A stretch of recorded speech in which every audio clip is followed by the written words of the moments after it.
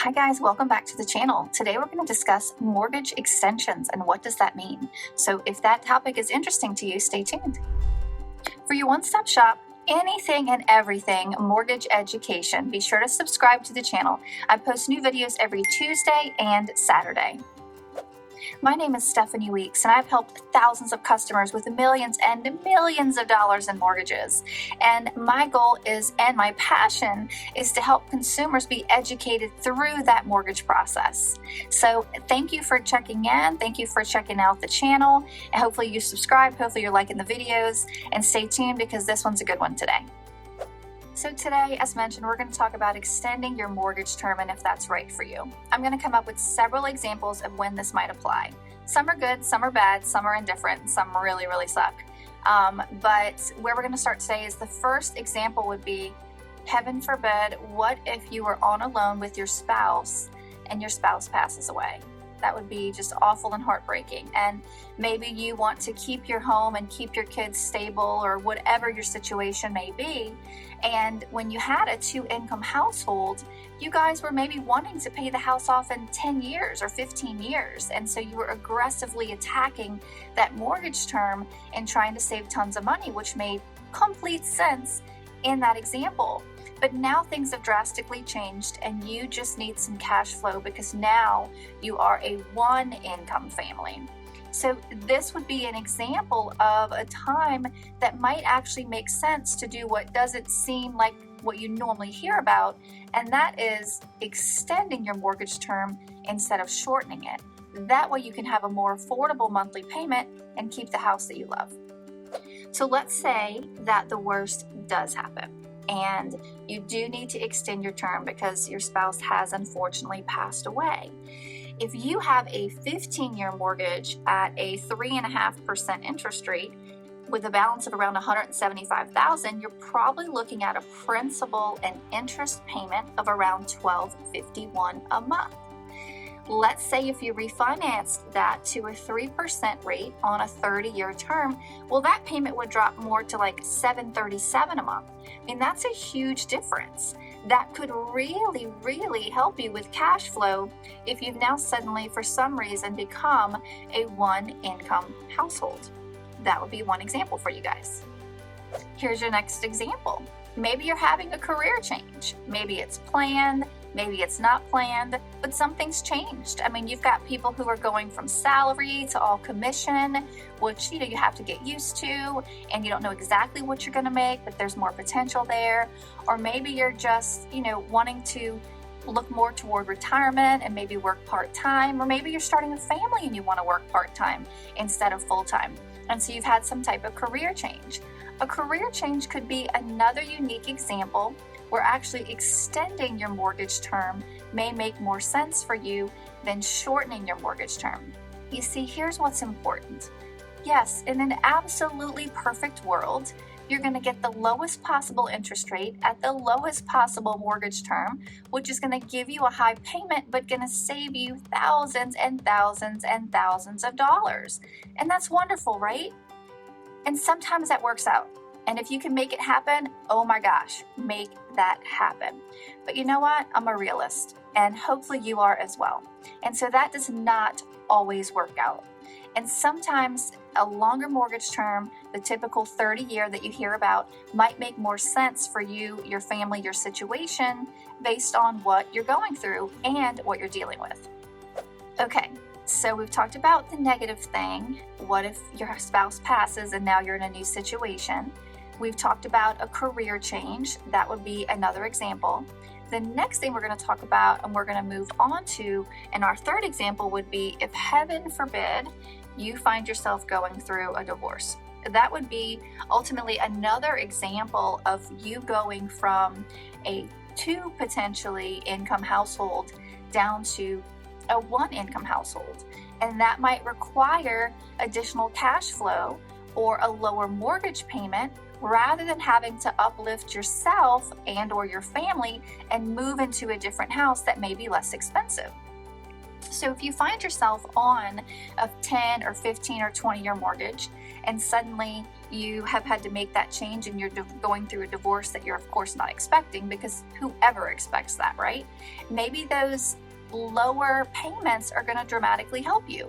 So let me give you an example of some numbers to compare, and bear with me while I check my notes because it's a lot to keep in the brain.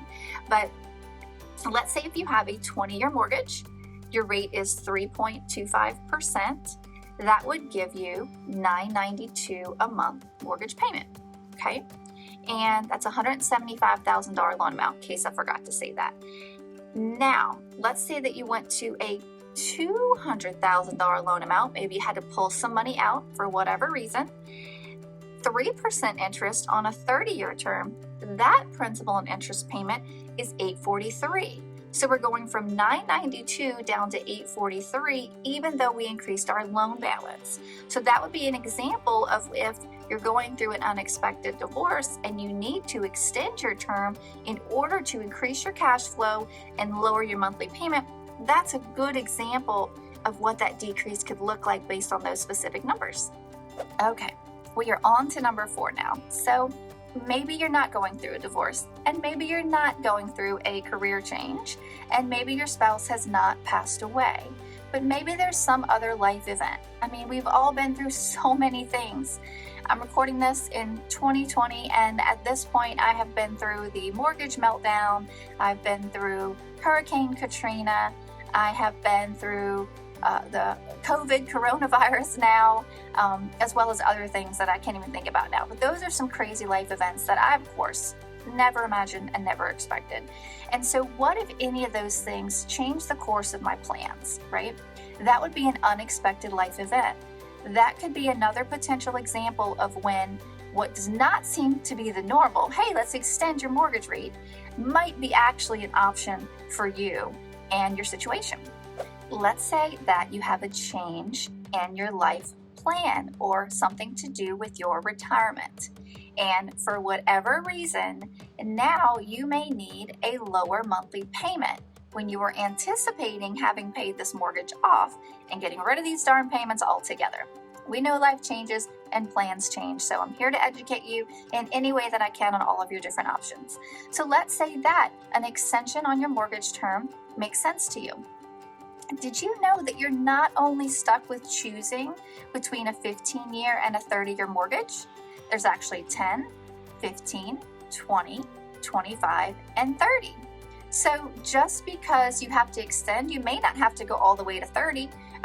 Like a 25 or something might be a good option for you as well. So just kind of keep that in mind as potential options for extending your mortgage term. Okay, what have we covered today so far? Let's see if I can actually remember all 6 of the topics. We have a divorce, we have death, we have life event, we have career change. Look, I had to cheat already. And change in plan with regard to retirement. And then that brings us to my last topic today, which is maybe you're opening a business. Maybe you have decided that it is time to bet on yourself and you are ready to open your own business, and you're excited, and you should be, and congratulations if that's your situation. But maybe now you're not in the position to have a 10-year mortgage like you have recently, or currently having a 10-year mortgage. Maybe you want to look at a 15, 20, 25, or 30. That would be another example of extending your mortgage term where it might actually make sense for you specifically, even though it seems counterintuitive to all the things that we're taught. Just remember, as I always say, everything is case by case. So in the perfect world, it's you pay nothing, you get it for free. In a perfect world, you get it for cheap. In a perfect world, you pay it back really fast. But life is life. And ultimately, peace of mind is absolutely everything.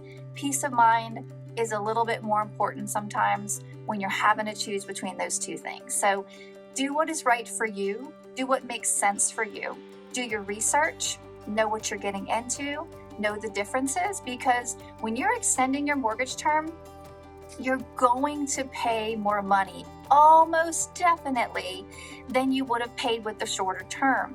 And sometimes that's even if the rate's a little bit less. So make sure that you know your numbers and make sure you're making a good, educated guess.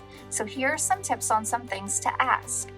When you're comparing your current mortgage and looking at extending your term, you want to ask your loan officer, if I stay in my current mortgage with a balance of X at a rate of Y with this many years left, what will I repay on the mortgage? We have calculators where we can help you calculate those kind of things. So let's make up a number and say that's $100,000. Okay, next, Mr. Loan Officer, if I get a new loan and I extend my term to 20, 25, 30 years, whatever, at a rate of X at a new loan amount of Y, then what will I be paying back over that term to repay that money? So now let's say that is $105,000 compared to the $100,000. It's probably a lot more than that, but again, there's so many numbers we could calculate, so that's just a general example.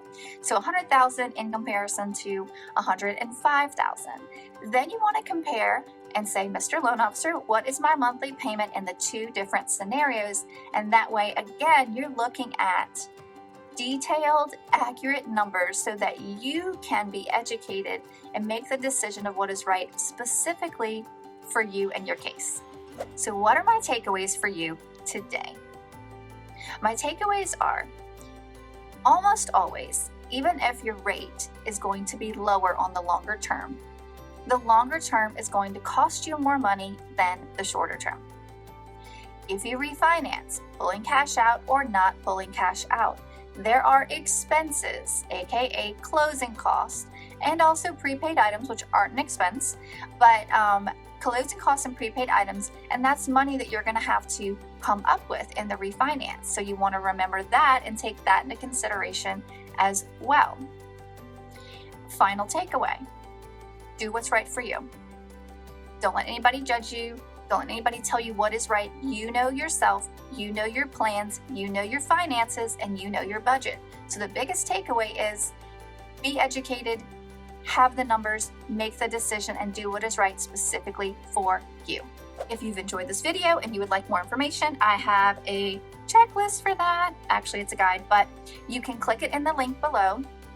And it's a guide that I'm providing to you guys. And what this is going to give you is information on a few things to think about when you're considering a 15 versus a 30-year term. Don't forget, there's many more than just 15 or 30, but those are the two most common. So that's the information I'm putting in the guide with the link below for you. Enjoy. Type peace in the comments below if you think extending your mortgage term is right for you. Hopefully you've enjoyed this video. I have put my heart, soul, and passion into these videos for you. So hopefully you've enjoyed this video. I would love a like. I would love a subscription. Pretty please do a girl a favor. Check out my other videos. I'm going to post some links here, and let's connect on social media. I'm on Facebook as Stephanie Weeks. I am _ the real Stephanie Weeks on Insta. I've got a Twitter account and of course YouTube. Thanks guys.